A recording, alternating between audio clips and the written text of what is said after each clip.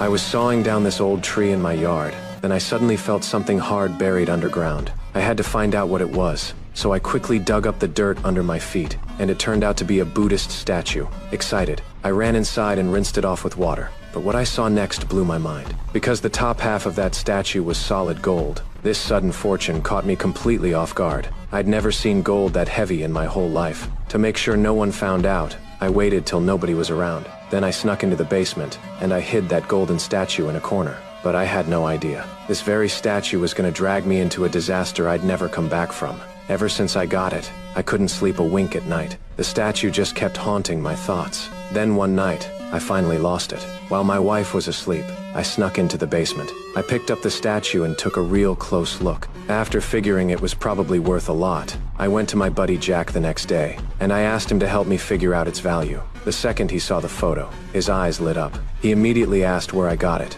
but there was no way I was telling him. So I lied and said my grandma left it to me before she passed. Once he knew I wanted to sell it, Jack said he could find a buyer, but only if he got a cut. I agreed, and the next day Jack had a buyer lined up. Then a fancy car slowly pulled up. 2 buyers stepped out. I pulled some rotten fruit out of a sack, rummaged around in the bag for a bit, then tore off layer after layer of newspaper, finally revealing that solid gold statue. Seeing that, the buyers whipped out their tools and checked it out carefully. Then they offered me 200,000 lira. He thought it was worth way more than that. But the buyer said stuff like this is pretty common on the market, and if I didn't like the price, I could sell it to someone else. After all, 200K was already the best market price. Even though I heard 200,000, I still didn't want to sell. But I was dead broke, with no real income at the time, and I had 2 kids in school to pay for. So I reluctantly agreed to the price. Sure, 200,000 wasn't a ton, but at least it'd give my family some breathing room. So I headed home with 200,000 in cash. I dumped it all on the couch. My wife saw that stack of cash and couldn't believe her eyes.